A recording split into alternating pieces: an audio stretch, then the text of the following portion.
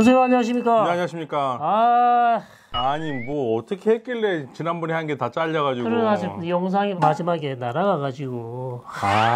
참. 뭐 마이크가 문제다, 영상이 날아갔다, 지금 뭐 난리도 아닙니다.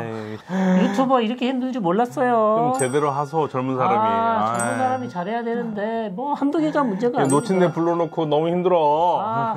정말 죄송한 마음 가득하고요. 네. 보상을 해드리도록 노력하겠습니다. 네. 오늘은 또 무슨 재밌는 또 저번에 하다가 말았는데 지금 가물가물해요.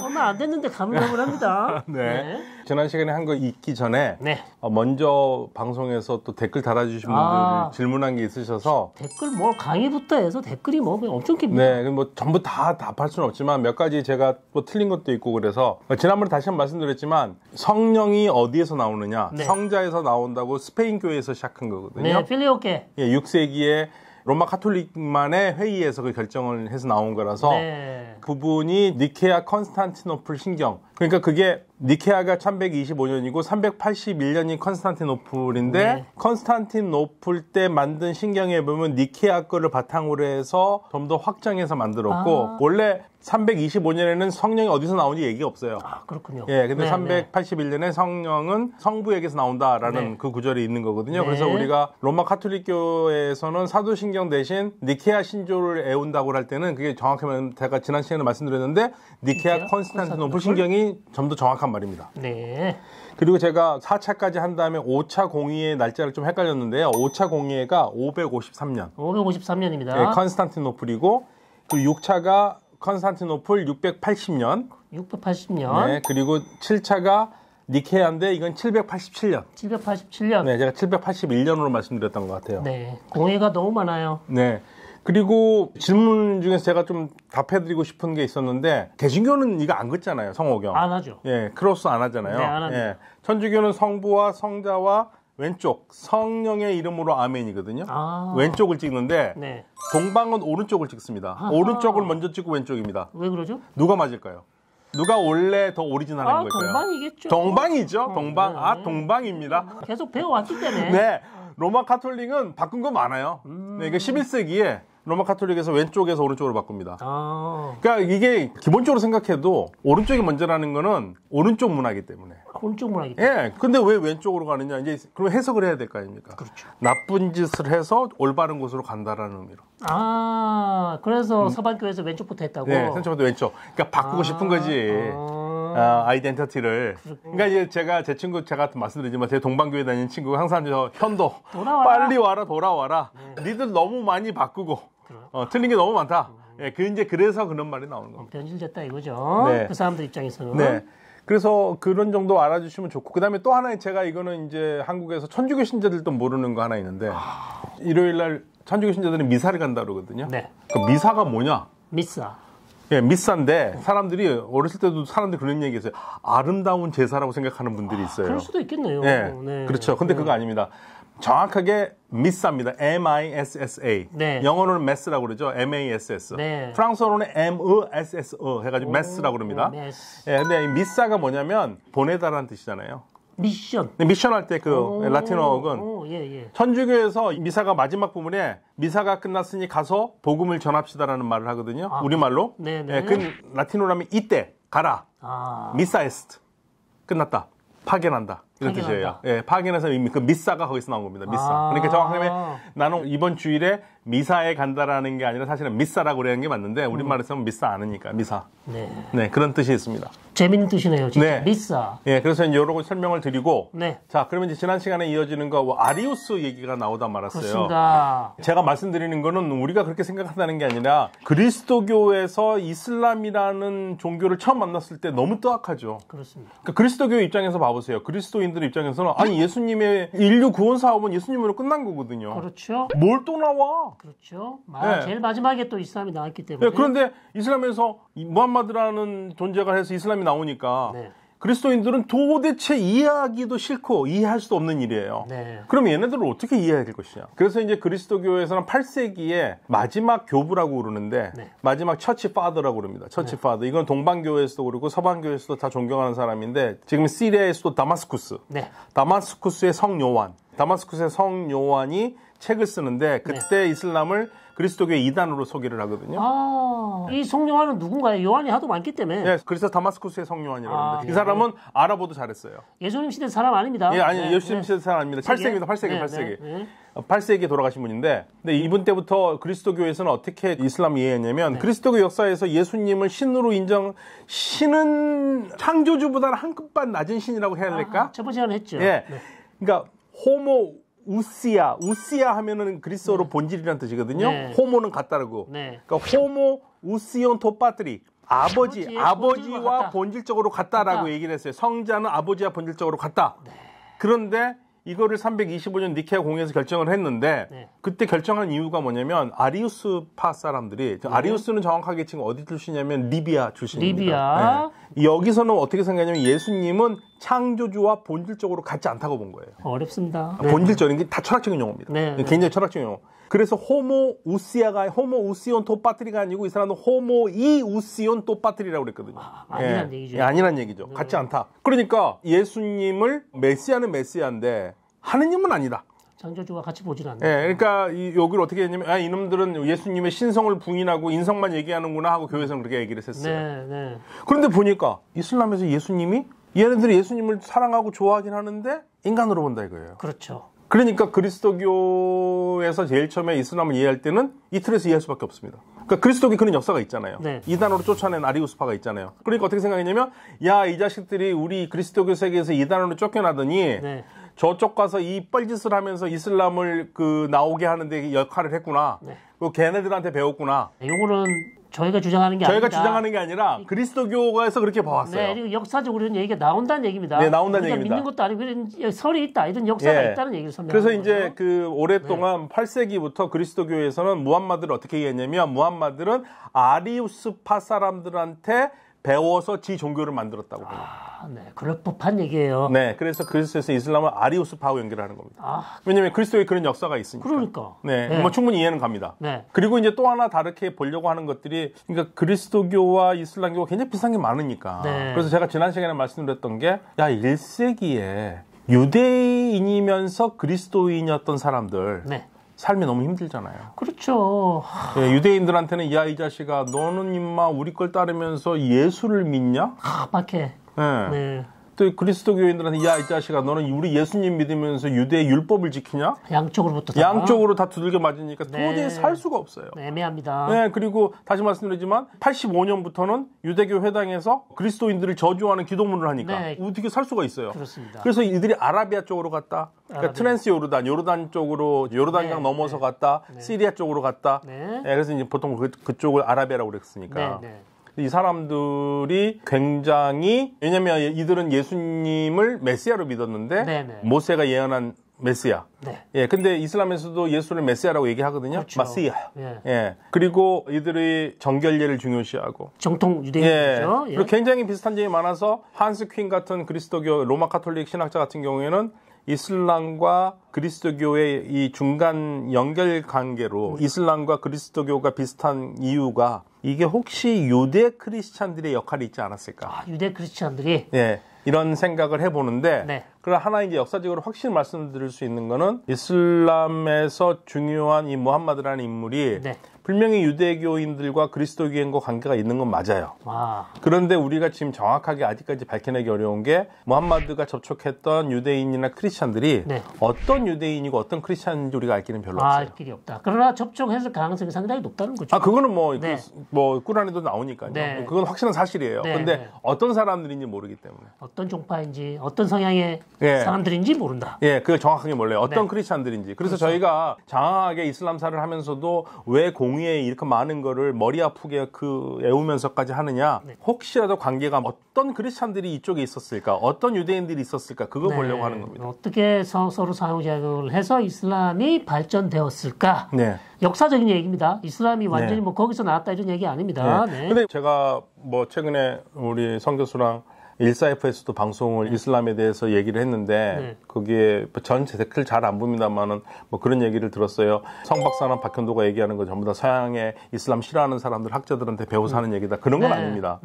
이게 좀 오해하지 말아야 될게요. 저희들은 객관적인 상황에서 공부를 한 거거든요. 그러니까 저는 저의 종교인 그리스도교도 역시 똑같이 굉장히 철저하게. 그러니까 저희가 대학에서 배운 그리스도교는 교회 가서 얘기하면 큰일 나요. 돌 맞아요. 네, 여기서 안 합니다. 잘. 그런데 왜 그러면 이슬람의 역사에 대해서 관심이 많냐면 그리스도교의 역사도 그런 식으로 공부를 해왔어요. 아주 이제 조금 비판적으로. 굉장히 비판적으로. 그러니까 예를 들면 제가 지난번에도 말씀드렸지만 예수가 언제 태어났느냐. 많은 사람들이 예수가 태어난 게 기원 1년이라고 생각해요. 아닙니다. 예수는 기원 1년에 태어날 수가 없어요. 예수가 태어난 거는 헤로데 때 태어났다고 그랬잖아요. 근데 헤로데가 기원전 4년에 죽어요. 그렇죠. 역사적으로. 기원전 4년에 죽으니까 4년에는 태어나야겠죠. 최소한. 보통 학자들이 그래서 기원전 4년에서 7년 사이로 봅니다. 7년 사이로 보고요. 그러면 왜 이런 차이가 생기느냐? 기원 후 500년경에 로마의 엑시구스라는 수사가 아니 이 세상에 주님이신 우리 예수님이 태어난 날을 원년으로 삼는 달력을 새로 바꾸겠다. 그래서 당시에 로마력을 막 고생을 했어요. 근데 안타깝게도 계산에 실패합니다. 계산에 오류가 생긴 거예요. 그래서 그렇게 된 겁니다. 뭐 이슬람에도 헤지라 622년을 원년으로 삼는 이슬람적도 있죠. 그리고 예수께서 돌아가신 거는 30년. 이게 그 성경에서 말하는 거하고 가장 가깝게 떨어진 게 30년이에요. 30년. 그래서 예수는 34살에서 37살 정도에 살았을 것이다라고 보고, 그 다음에 또 하나 또 들어가면 예수가 어디서 태어났느냐. 뭐 당연히 성경에서는 베들레헴이라고 얘기를 하잖아요. 근데 그리스도교 역사를 공부하는 역사학계에서는 그걸 어떻게 얘기하냐면 베들레헴이라고 보지 않습니다. 어디로 보나요? 나자렛이죠. 나사렛 예수라는 얘기가 많이 나오죠. 그런데 그러면 왜 베들레헴이라고 그 성경에 써 있느냐? 그거를 이제 성서학자들은 이렇게 보는 겁니다. 그 베들레헴에서 예수가 태어날 수밖에 없어요. 왜냐면 예수 시대에 당시 유대인들은 기원전 200년부터 기원 후 100년까지 약 300년 동안 유대인들한테는 메시아 사상이 있는데 유대인들을 해방시켜줄 메시아는 다윗의 후손에서 나와요. 다윗의 후손에서 왔다. 다윗의 고향은 베들레헴이고요. 베들레헴은 미가서 5장 1절에서 예언한 도시예요. 그러니까 당연히 예수는 거기서 나올 수밖에 없어요. 나와야 되는 거죠. 나와야 되는 겁니다. 그러다 보니까 이제 호구조사를 만들어야 되는 거고 마테오복음과 루카는 그렇죠. 호구조사 어린 시절부터 나오잖아요. 족보도 전부 다 다윗으로 연결돼 있고요. 마르코복음이 가장 먼저 쓰여진 책인데 거기는 예수에 관심 없어요. 예수의 공생활, 세례 받은 것부터 시작하잖아요. 그러니까 이 책마다 좀 다른데 제가 왜 이런 말씀을 드리냐면 이러한 작업들을 누가 했느냐? 그리스도인들이 했습니다. 그리스도교 신학자. 이 그리스도교 역사 신학을 한 역사적인 공부를 한 최초의 그러한 학문을 시작한 사람이 우리가 아프리카에 가서 가난한 사람들, 아픈 사람들을 도와준 의사로 활동한 사람 있죠. 슈바이츠 박사. 슈바이츠 박사가 신학자입니다. 슈바이츠 박사가요. 역사적 예수 연구의 시초예요. 아, 그렇군요. 그분이 왜냐면 내가 세상에 주님으로 모시는 우리 주님이 인간적으로 이 세상에서 어떻게 살았는지 알고 싶은 거예요. 거기서부터 시작된 거예요. 욕 바가지로 먹었습니다, 이분. 그래서 해외로 선교 나가신 거 아니에요? 그래서 아마도 도망갔을지 몰라요. 그러니까 이제 사람들은 그걸 잘 모르죠. 그래서 엄청난 발전이 있어 왔어요. 그동안. 저는 이제 대학교 때 그걸 배웠고. 그럼 이슬람은 어떻게 되느냐? 이슬람도 마찬가지입니다. 역사적 예수 연구처럼 역사적 무함마드 연구를 시작한 거예요. 그런데 이제 차이가 하나가 있죠. 역사적 예수 연구는 대체적으로 학자들이 그리스도인들이에요. 그 사람들이 싫든 좋든 그리스도교의 역사에 맞지 않든 그걸 했는데 이슬람에서 이슬람 초기 역사를 한 사람들이 전부 다 무슬림이 아니었어요. 그러다 보니까 어떤 일이 생기냐면 무슬림들은 조금이라도 자신들과 믿는 거와 좀 차이가 나면은 이거는 서양의 음모, 식민주의자들, 제국주의자들, 이슬람을 폄하하려는 사람이다. 그렇게 나온 거예요. 왜 무슬림들은 그걸 못합니까? 그게 깨기가 쉽지 않죠. 사실 그게 깨기가 쉽지 않은 게 교회 내에서도 이렇게 역사적인 이 연구를 하는 사람들을 그렇게 좋아하지는 않습니다. 아무도 안 좋아하겠죠. 아무도 안 좋아하죠. 이게 생각해보세요. 크리스마스 때 12월 25일 4일 그 베들레헴 성당에서 바로 이 순간, 바로 이 시간, 바로 이곳에서 우리 주님 예수님이 태어났다고 하는 거 역사적 다 틀리거든요. 그러니까 뭐 다른 종교라고 좋아했겠습니까? 다른 종교는 당연히 아니죠. 그런데 이제 그리스도교는 그거를 그리스도 신자들이 했던 거고 이슬람은 무슬림들이 안 하다 보니까 유럽 사람들이나 쉽게 말해서 우리가 오리엔탈리스트라는 오리엔탈리스트라니까 이제 뭐 이런 얘기만 조금만 하면은 저 오리엔탈리스트다, 저 서양에서 배우더니 저따구로 한다 이제 그러는데 그런 오해는 없었으면 좋겠다. 알겠습니다. 그런 부분이 있으면 좋겠고 그러면 이제 우리가 다시 한번 돌아가서 역사적으로 연구를 해보면 이슬람 이전의 그리스도교를 공부하잖아요. 네. 근데 많이 제가 받는 질문 중에 하나 가장 큰 게 어떻게 이슬람이 그렇게 빨리 그리스도교 세계에 퍼질 수 있었느냐. 그렇습니다. 진짜 그거는 저도 궁금해요. 네. 왜 그럴까요? 뻔하지 않습니까? 이슬람이 꼭 잘해서라기보다는 네. 그리스도교가 개판을 친 거죠. 문제가 있었다. 네, 지금까지 우리가 지금 거의 세 번째 영상인데 네네. 뭐를 합니까? 생각해보면 그리스도교인들이 얼마나 단어 하나 갖고 싸웠는지 나오잖아요. 네, 치열한 논쟁. 네, 325년, 381년, 431년, 451년, 553년, 680년, 787년 뭐 합니까? 이게 7개의 공의에 왜 했습니까? 문제가 있으니까 한 거예요. 그런데 이게 그냥 믿는 사람들은 아무 문제 없습니다. 그렇죠. 제가 성 박사님한테 질문할까요? 예를 들면 시리아어로 아니요, 질문하지 마세요. 시리아어로 아니 우리가 한국말로도 어려워요. 본질, 속성, 위격. 삼위일체 할 때 위격이거든요. 그 위격 우리말로 써놓고도 한자인데 한자로 써놓고 뭔 말인지 몰라요. 뭐 주격이야, 뭐 복격이야. 뭔지 몰라요. 그러니까 그리스어로 하면은 뭐 예를 들면은 본질 우스야. 예. 위격 이포스타시스. 그 다음에 우리말로 뭐 하는데 프로소폰 이게 이제 person이거든요. 그러니까 이런 말들을 그리스어에서 철학에서 나온 말인데. 네네. 그 우리가 그런 책도 있잖아요. 하느님께서 그 God spoke Greek. 하느님께서 그리스 말을 할 때, 그러니까 그리스도교는 70인역부터 전부 다 그리스어로만 하다 보니까. 예. 그리고 공의회도 그리스어로 한 다음에 그리스어로 문구를 만든 다음에 라틴어로 번역을 한 거거든요. 네. 그래서 그리스어 라틴어 번역본이 있는 거고. 그런데 제가 말씀드렸듯이 초창기 그리스도교는 그리스어를 쓰는 사람들, 라틴어를 쓰는 사람들, 그리고 시리아어를 쓰는 사람들, 아르메니아어를 쓰는 사람들, 콥트어를 쓰는 사람들 다 있잖아요. 너무 많아요. 그러면 이 사람들이 그 말을 다 알아듣느냐 그건 문제가 되는 거예요. 못 알아듣죠. 자기들끼리는 알아듣지만. 예. 그래서 교회가 뭐 갖고 싸우냐면은 예수님이 어떤 분이냐로 싸워요. 그러니까 이 공의회가 자유를 얻은 다음에 그리스도인들이 제일 먼저 싸운 거는 예수님이 누구냐예요. 그렇죠. 예수님의 본질, 신성. 네. 그런 것들로 싸웠다. 그러니까 학자들끼리 하는 얘기인데 그걸로 교회가 갈라지고 그걸로 권력 싸움을 하는 겁니다. 그렇습니다. 그러니까 이제 우리가 지금 많은 부분에서 초창기 교회에서 가장 중요한 역할을 하는 게 시리아 교회인데 이 시리아 교회는 시리아어를 쓰거든요. 아람어에서도 그리스어를 그대로 갖고 와요. 근데 시리아어로 쓰죠. 그래서 우시아 같은 경우에는 뭐 본질이라고 하는 거 그리스어에서 피시스입니다. 피시스. 피시스 본질, 피시스라를 시리아에서는 키아나라고 그래요. 그리고 위포스타시스, 위격이라는 것은 그노마. 그다음에 프로소포는 파르소파라고 그래요.